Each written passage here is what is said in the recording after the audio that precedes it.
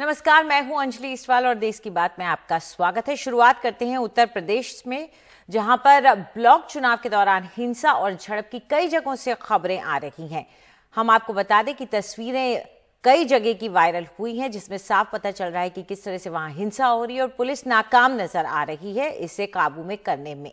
इटावा में फायरिंग और पथराव की तस्वीरें सामने आई, जिसमें चुनाव को प्रभावित करने के लिए राजनीतिक दलों ने हिंसात्मक रुख इख्तियार कर लिया। वहीं चंदौली की खबरें जो आई, वहां से जो तस्वीरें आई उसमें पथराव के साथ लाठी डंडे भी चले और वाहनों को भारी नुकसान पहुंचाया गया। समाजवादी पार्टी और भारतीय जनता पार्टी के कार्यकर्ता आपस में भिड़े तो पुलिस ने समाजवादी पार्टी और बीजेपी दोनों ही दलों के कार्यकर्ताओं पर लाठीचार्ज किया। वहीं हमीरपुर जिले के सुमेरपुर ब्लॉक में चुनाव के दौरान हिंसा हुई है। समाजवादी पार्टी के नेताओं का आरोप है कि उनके बीडीसी सदस्यों पर बीजेपी के लोगों ने लाठी और डंडों से हमला किया है। हमले के दौरान पुलिस की गाड़ियां भी तोड़ी गई और उन्हें भी पीटा गया। ब्लॉक के बाहर भारी संख्या में बीजेपी समर्थक जमा हो गए। समाजवादी पार्टी के स्थानीय नेताओं का आरोप है कि उनके मतदाताओं को वोट डालने से रोका जा रहा है। इसके अलावा अमरोहा जिले में ब्लॉक चुनाव के दौरान हिंसा और हंगामे की ये तस्वीरें सामने आई हैं। समाजवादी पार्टी और बीजेपी के कार्यकर्ता आपस में वहां पर भी भिड़े हैं। इन्हें हटाने के लिए पुलिस को बीच बचाव करना पड़ा है। तो 4 अलग अलग तस्वीरें हैं ये उत्तर प्रदेश की, और ये 4 जगहों से जहां पर ब्लॉक चुनाव के दौरान हिंसा हुई है। कार्यकर्ताओं का आपस में लड़ना यह अक्सर होता है चुनावों के दौरान और उसकी तस्वीरें आती है, लेकिन अगर किसी पत्रकार को पुलिस वाला ही पीटे और वो भी इसलिए क्योंकि वो वहां कवरेज कर रहा हो, तो क्या कहें। ये यूपी के उन्नाव जिले की तस्वीरें हैं, जहां वहां के सीडीओ दिव्यांशु पटेल इनका नाम है। इन्होंने पंचायत चुनाव में बीडीसी सदस्यों की धरपकड़ की कवरेज कर रहे एक टीवी के पत्रकार को सड़क पर दौड़ा कर पीटा। पत्रकार को मारने में उनके साथ एक बीजेपी के कार्यकर्ता भी शामिल थे। मामला यह था कि समाजवादी पार्टी के लोगों का आरोप लग रहा था कि बीजेपी के लोग सपा के बीडीसी सदस्यों को मतदान केंद्र में जाने से रोक रहे हैं और उन्हें अपनी गाड़ियों में अपहरण करने की कोशिश कर रहे हैं। जब टीवी के पत्रकार ने इस धरपकड़ की कवरेज की, इसे देखकर वहां पर पहले कार्यकर्ता ने भी उन्हें पीटा और साथ में सीडीओ दिव्यांशु पटेल भी नाराज हो गए और उन्होंने भी पार्टी वालों के साथ पत्रकार को पीटा। अब इससे नाराज उन्नाव के पत्रकार वहां धरने पर बैठ गए हैं। और इटावा के एसपी सिटी ने खुद के साथ मारपीट का आरोप लगाया है, जिसे बीजेपी के जिला अध्यक्ष खारिज कर रहे हैं। सर मुझे भी थप्पड़ मारा इन्होंने सर। ये लोग बम भी लेकर आए थे सर, बीजेपी वाले विधायक और जिलाध्यक्ष। हम आपको बता रहे हैं, करा तो आप ही रहे सब। आप नहीं, आप करा रहे हो। कोई थप्पड़ नहीं मारा हमें वहाँ पे, किसी ने नहीं मारा। और हमारे साथ इस वक्त ज्यादा जानकारी के लिए कमाल खान जुड़ गए हैं। कमाल, शुक्रिया हमसे बात करने के लिए। ये तस्वीरें पिछले कुछ दिनों से लगातार जब से ये प्रक्रिया चल रही है आ रही हैं, लेकिन अब पुलिस खुद कह रही है कि उन्हें थप्पड़ मार दिया गया है, कहीं पुलिस थप्पड़ मार रही है पत्रकारों को। तो स्थिति क्या बनी हुई है वहां पे? नहीं, देखिए, आज भी बहुत जगह से वायलेंस की खबरें आई हैं। लाठीचार्ज हुआ है, पथराव हुआ है, गोलियां चली हैं, तोड़फोड़ हुई है, आंसू गैस के गोले चले हैं, बीडीसी मेंबर्स की धरपकड़ करने या उनका अपहरण करने की कोशिशें हुई हैं, और ये बहुत जगहों से इस तरह की खबरें आई हैं।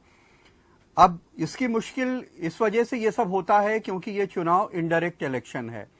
अगर ये चुनाव जनता से करवा दिया जाए कि जनता बीडीसी प्रमुख को चुनेगी, जनता जिलाध्यक्ष को, पंचायत के जिलाध्यक्ष को चुनेगी, जैसे जनता प्रधान को चुनती है, तो इस तरह की दिक्कतें नहीं आएंगी।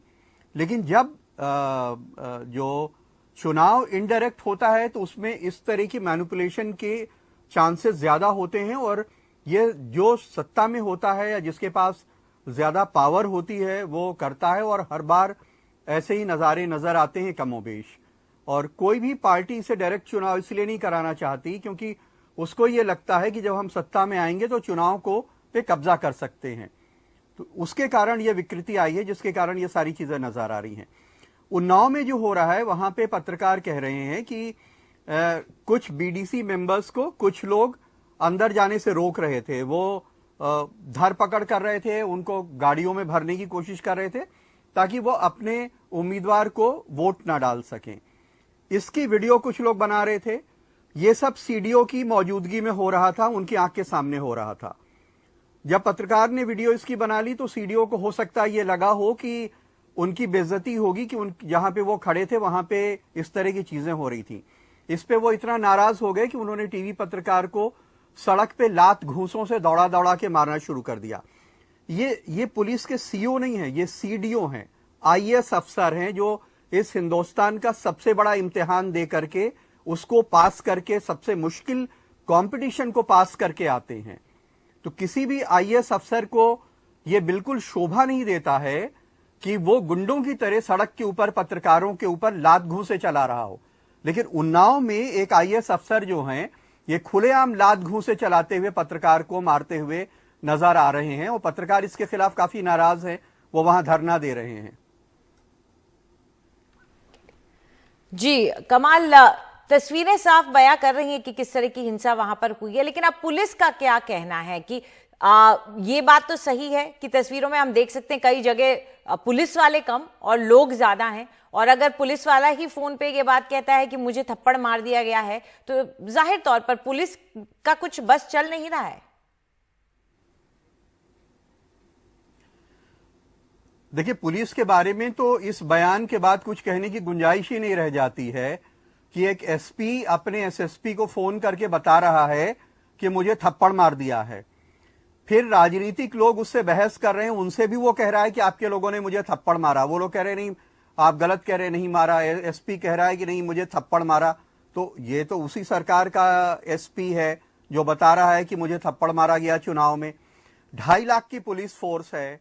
अगर इतने छोटे से चुनाव में जहां सिर्फ 50,000 मतदाता हों, अगर उसको कंट्रोल नहीं कर सकते तो इसका मतलब कि ये जानबूझ के किया जा रहा है। ऐसा कैसे हो सकता है कि 2.5 लाख की पुलिस फोर्स 50,000 के मतदाताओं वाले चुनाव को कंट्रोल ना कर पाए। आज मतदाता 50,000 थे, लेकिन उनमें भी क्योंकि 825 पदों पे चुनाव था और 349-50 के आसपास पद निर्विरोध हो गए थे, तो ये मतदाता 50,000 भी नहीं थे, उससे भी बहुत कम थे। जी जाहिर तौर पर ये सब बयां कर रहा है कि किस तरीके से वहां विफल रही है पुलिस। हमारे साथ इस वक्त अजय सिंह भी जुड़ गए हैं। अजय, आपको क्या खबरें मिल रही हैं, किस तरह की हिंसा हुई है, पुलिस की क्या कार्रवाई रही है, क्या पता चला है? देखिए, बनारस में तो और उस तरीके की जो एक बात निकल के आ रही थी कि कुछ होगा तो वो तो नहीं हुआ, लेकिन चंदौली में जरूर हुआ। चंदौली में 9 सीट थी, 9 में 4 पहले ही बीजेपी के निर्विरोध चुन लिए गए थे।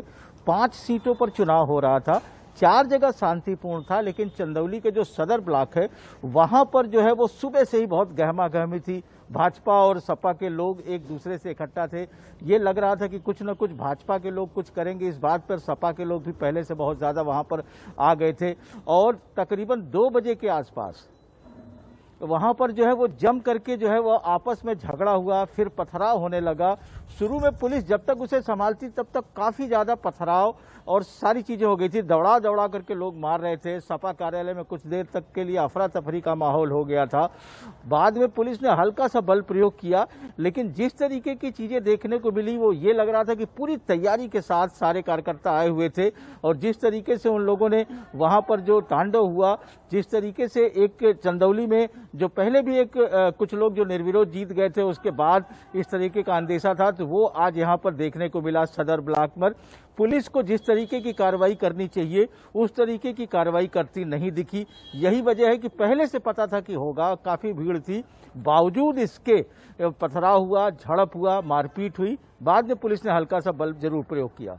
अंजलि जी, अजय बहुत बहुत शुक्रिया आपका इस पूरी जानकारी के लिए। कमाल आपका भी, और ये तस्वीरें वाकई में स्थिति बयां कर रही हैं इस वक्त क्या हाल हुआ है उत्तर प्रदेश में, जहां पर ब्लॉक प्रमुख का चुनाव होना था। वहां पर पिछले कुछ 2-3 दिन से ही हिंसा की खबरें आ रही थी, लेकिन ऐसा नहीं है कि आज उस पर कोई काबू पाया गया हो, बल्कि और ज्यादा चौंकाने वाली तस्वीरें आने लगी हैं जब पुलिस वाले तक कह रहे हैं कि उनको थप्पड़ मार दिया गया है।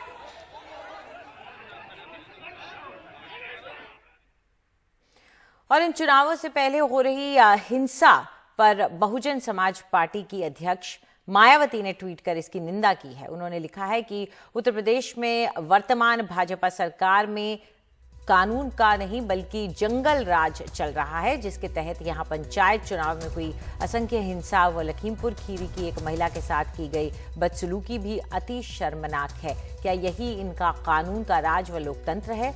ये सोचने की बात है। इसके अलावा मायावती ने अपने दूसरे ट्वीट में चंदौली की घटना की निंदा भी की है। लखीमपुर खीरी में एक महिला की साड़ी खींचने का मामला सामने आया था।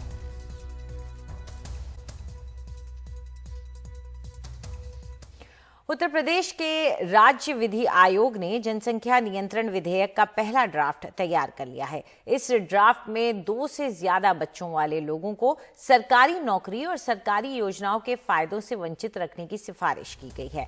ड्राफ्ट में 2 बच्चों की नीति का उल्लंघन करने वालों को स्थानीय निकाय चुनाव लड़ने से और सरकारी नौकरियों के लिए आवेदन करने से रोकने का प्रस्ताव है। साथ ही सरकारी कर्मचारियों का प्रमोशन रोकने का भी प्रस्ताव है। विधि आयोग ने ये ड्राफ्ट ऐसे समय में पेश किया है जब 2 दिन बाद आदित्यनाथ सरकार नई जनसंख्या नीति जारी करने जा रही है।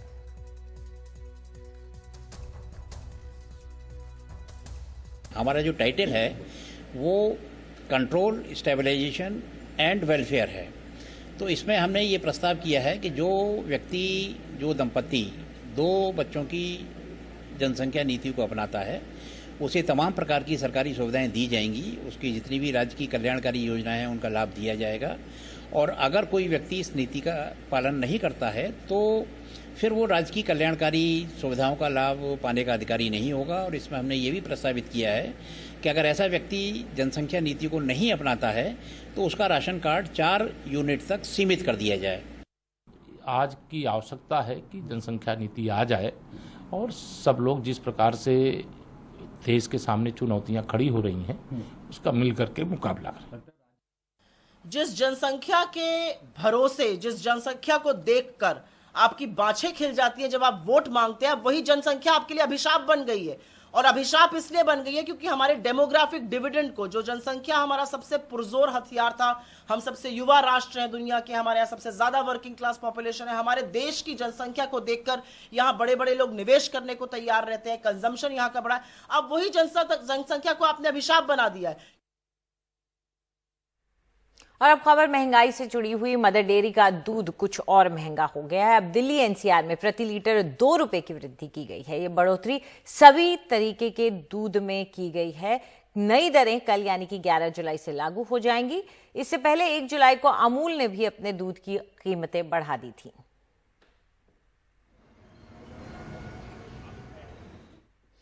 आज एक बार फिर पेट्रोल डीजल के दामों में बढ़ोतरी हुई है। दिल्ली में पेट्रोल 35 पैसे तो वहीं डीजल 26 पैसे महंगा हुआ है। दिल्ली में आज पेट्रोल 100 रुपये 91 पैसे प्रति लीटर बिक रहा है। वहीं देश के कई शहरों में पेट्रोल पहले ही सेंचुरी लगा चुका है। डीजल के दाम भी तेजी से बढ़ रहे हैं। दिल्ली में 1 लीटर डीजल की कीमत 90 रुपये के करीब पहुंच चुकी है।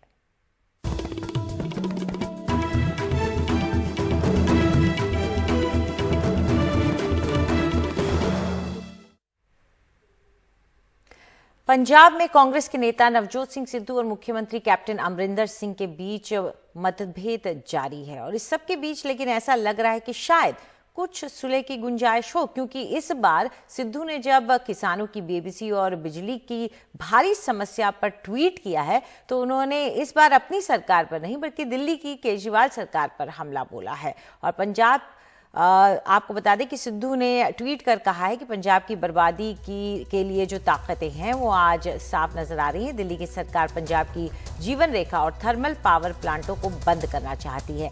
तपती गर्मी के बीच पंजाबी बेबस दिखाई दे रहे हैं। धान रोपने के वक्त यहाँ के किसान बहुत कुछ झेल रहे हैं।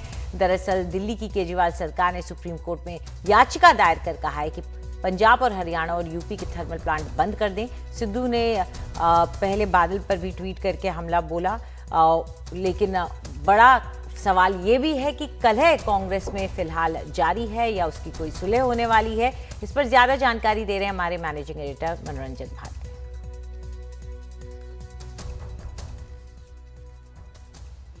आज आपको बताने वाला हूं कि पंजाब में क्या कुछ चल रहा है। पंजाब में कैप्टन अमरिंदर सिंह बनाम नवजोत सिंह सिद्धू का झगड़ा लगातार जारी है। ढेर सारे झगड़े के बाद ये जो इन दोनों के बीच में का जो मामला है वो दिल्ली पहुंचा। कांग्रेस आलाकमान ने 3 नेताओं की एक समिति बना दी। उस समिति ने सारे जो एमएलए हैं या कहें कि पंजाब के जितने भी कांग्रेस के नेता हैं उन सब से मुलाकात की और अपनी रिपोर्ट सोनिया गांधी को सौंपी। उसके बाद आते हैं सिद्धू, वो मिलते हैं राहुल गांधी से और प्रियंका गांधी से। उसके बाद कैप्टन साहब आते हैं, वो मिलते हैं सोनिया गांधी से। और उसके बाद कहा जा रहा है कि एक फार्मूला तैयार हो गया है। क्या है फार्मूला, वो मैं आपको बताने जा रहा हूं। जो फार्मूला है उसके अनुसार जो चुनाव होने वाले हैं आने वाले दिनों में 7 महीने के बाद, उसमें कैप्टन अमरिंदर सिंह ही कांग्रेस का चेहरा होंगे। यानी चुनाव में कैप्टन अमरिंदर सिंह कांग्रेस को लीड करने वाले हैं। ये बात सोनिया गांधी के दरबार में तय हो गई है। यह भी तय हुआ है कि कोई उप मुख्यमंत्री यानी डिप्टी सीएम नहीं बनाया जाएगा। कैप्टन अमरिंदर सिंह का कहना है कि अब जब 6-7 महीने बचे हैं तो 6-7 महीने के लिए कोई नया आदमी डिप्टी सीएम बने, इससे कुछ किसी को फायदा होने वाला नहीं है। हालांकि कहा जा रहा था कि नवजोत सिंह सिद्धू जो है वो डिप्टी सीएम बनेंगे। ये जरूर हुआ है कि एक नया प्रदेश अध्यक्ष बनाया जाएगा। चर्चा ये थी कि नए प्रदेश अध्यक्ष के रूप में नवजोत सिंह सिद्धू की ताजपोशी होगी, लेकिन अब यह भी तय हो गया है कि यदि मुख्यमंत्री सिख है तो प्रदेश अध्यक्ष सिख नहीं हो सकता है। यानी कैप्टन अमरिंदर सिंह यदि चीफ मिनिस्टर की कुर्सी पे हैं तो नवजोत सिंह सिद्धू जो है वो प्रदेश अध्यक्ष नहीं हो सकते। तो इसलिए पंजाब का जो नया प्रदेश अध्यक्ष होगा वो एक हिंदू होगा। अब कौन होगा, इस पर अब कुछ नाम जो है वो कैप्टन अमरिंदर सिंह ने सोनिया गांधी को दिए हैं, क्योंकि एक मीटिंग करी थी उन्होंने हिंदू एमएलए के साथ, और उसमें से एक नाम है जो कि आगे किया गया है। वो नाम हमें पता है लेकिन अभी बताना ठीक नहीं होगा। तो आखिर इस सब विवाद में सिद्धू को मिला क्या? सिद्धू को चुनाव संचालन समिति का अध्यक्ष बनाया जाएगा। यानी चुनाव प्रचार, टिकट के बंटवारे, इन सब चीजों के लिए जो एक समिति होती है उसका अध्यक्ष नवजोत सिंह सिद्धू होंगे। ये एक जो है समझौते के तहत किया गया। इसका मतलब क्या है, सिद्धू को इससे क्या मिलेगा? यदि सिद्धू डिप्टी सीएम भी नहीं बने, प्रदेश अध्यक्ष भी नहीं बने, तो ये चुनाव संचालन समिति के अध्यक्ष बन के क्या होगा? इसका मतलब ये है कि टिकट बंटवारे में सिद्धू की भी चलेगी। कुछ टिकट जो है उनके नाम पे भी दिए जाएंगे। हालांकि प्रदेश अध्यक्ष अंत में मोहर लगाता है, लेकिन चलती है उसमें मुख्यमंत्री की। अब जो है थोड़ा दबाव कैप्टन पे भी बनाया गया है सिद्धू की तरफ से। इसलिए कहा गया है कि कैप्टन साहब ने जो वादे किए थे पिछले चुनाव में, क्योंकि आपको बता दूं कि 77 सीटें जो है 117 में कांग्रेस जीत के आई थी, वो कैप्टन जो है जल्दी से पूरा करेंगे। जिसमें कि सबसे बड़ा है कि बिजली की जो हालत है वो ठीक हो, ड्रग्स जो है उस पर काबू पाया जाए, और सबसे बड़ी मांग जो थी कि ग्रंथ साहब के अपमान के मुद्दे पर जो घटना हुई थी और कई जगह हिंसा हुई थी जिसके बाद अकाली हार गए थे, उस पर सख्ती से कार्रवाई हो। तो इन सब चीजों के लिए कैप्टन साहब के पास 6-7 महीने हैं। यानी ये एक सुलह तो हो गया है, लेकिन अंत में आप कह सकते हैं कि पंजाब में कैप्टन बनाम सिद्धू का झगड़ा चालू रहेगा। इतना ही।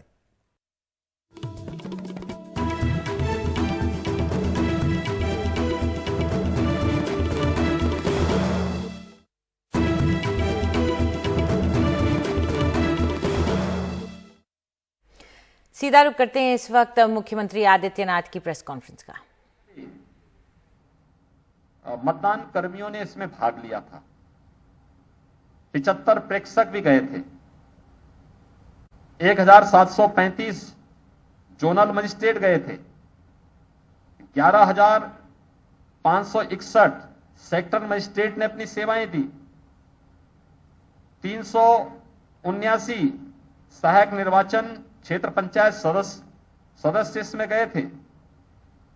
879 निर्वाचन अधिकारी क्षेत्र पंचायत सदस्य के लिए गए थे। 7,971 सहायक निर्वाचन अधिकारी क्षेत्र पंचायत सदस्य गए थे। 876 निर्वाचन अधिकारी ग्राम प्रधान के गए।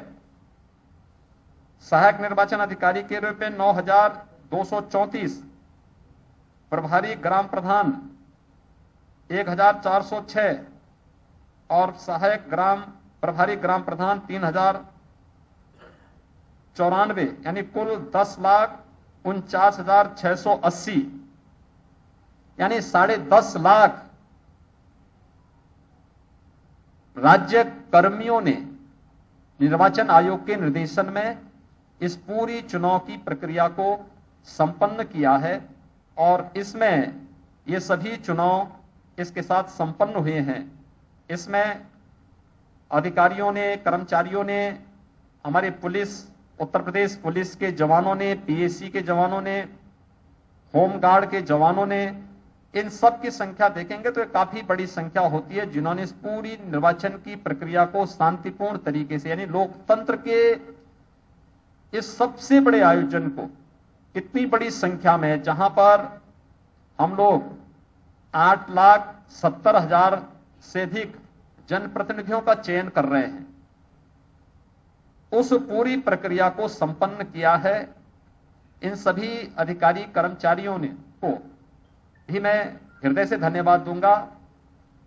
इसमें से कुछ लोग कोरोना की चपेट में भी आए, कुछ लोगों ने कोरोना की चपेट में आकर के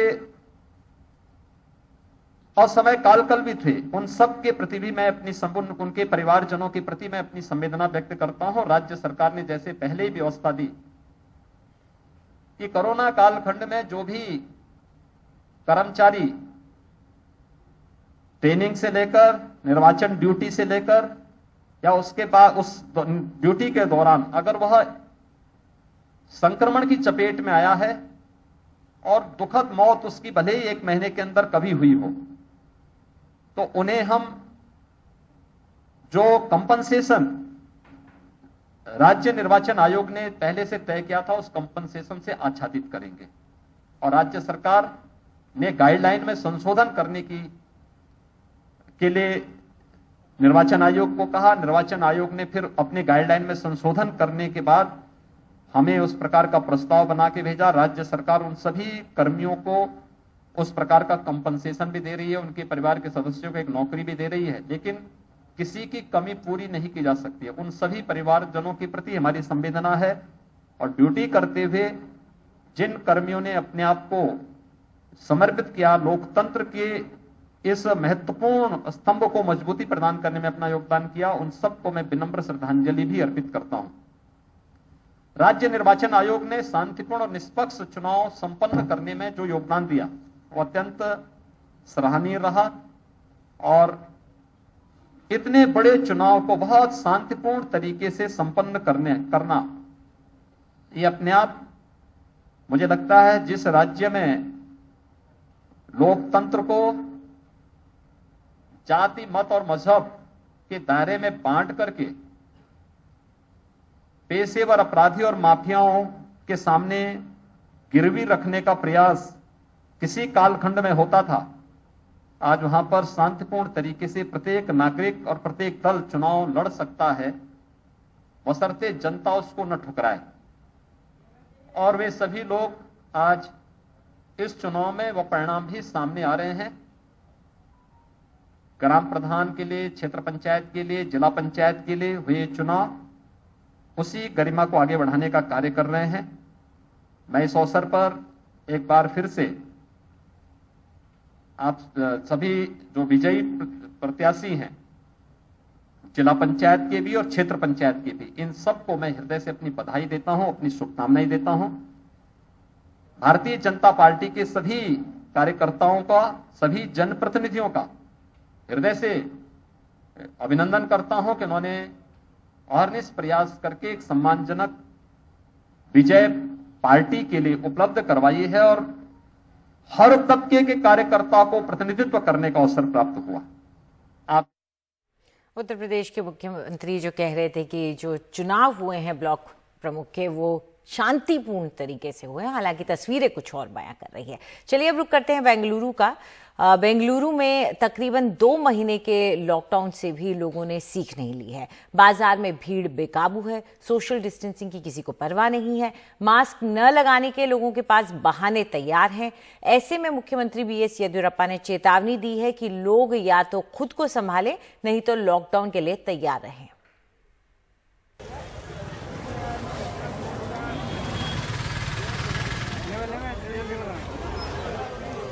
बाजार में बेकाबू भीड़, एक दूसरे पर गिरते लोग। जरा इन बुजुर्ग को देखिए, बगैर मास्क आराम से घूम रहे हैं, लेकिन कैमरा देखते ही उपदेश देने लगे। मास्क डेफिनेटली कंपलसरी लगाना, क्यों बोला तो कंट्रोल कैसे होता है, तो इधर है तो हमारे को भी सेफ्टी, सब लोगों को सेफ्टी। भीड़ भाड़ वाले इलाकों में संक्रमण रोकने की एजेंसीज की कोशिश अपनी जगह है, लेकिन लोगों की लापरवाही अपनी जगह है। जैसे ही लोगों की नज़र कैमरे पे पड़ती है, मार्शल्स पे पड़ती है या फिर पुलिसकर्मियों पे पड़ती है, वो मास्क लगाने की कोशिश करते हैं। जो भीड़ भाड़ इन इलाकों में दिख रही है, सिर्फ यही नहीं बल्कि बेंगलुरु के दूसरे हिस्सों में भी, उससे ऐसा लगता है कि लोग तीसरे वेव से बचने की कोशिश नहीं कर रहे हैं, बल्कि इस कोशिश में जुटे हैं कि किसी तरह से तीसरा वेव जल्द से जल्द लाया जा सके। मार्शल लोगों को समझाकर मास्क पहनाने की कोशिश करते शहर में कहीं भी देखे जा सकते हैं, लेकिन इस भीड़ में हर एक को समझाना नामुमकिन है। सही से नहीं लगाया, सही से लगा वही सही से लगा, लगो उस भी लगा, क्यों बोला तो तकलीफ होता है बहुत, मास्क छोड़ने के लिए बहुत तकलीफ होता है, इसलिए नीचे नहीं डालना, ऊपर ही डालना। सब आप जानते हो, फिर भी आधा नीचे रखते। वो थोड़ा गर्मी होता है इसलिए ठंडी के लिए लेते हैं। एक दूसरे पर गिरते पड़ते लोग, दुकानदार भी लापरवाह और खरीदार भी। जीका और डेल्टा प्लस वेरिएंट के संक्रमण का खतरा मंडरा रहा है। अगर लोग खुद को नहीं संभालेंगे तो हालात जल्द ही बिगड़ सकते हैं। बेंगलुरु से कैमरामैन गोविंद मूर्ति के साथ निहाल किदवई, एनडीटीवी इंडिया।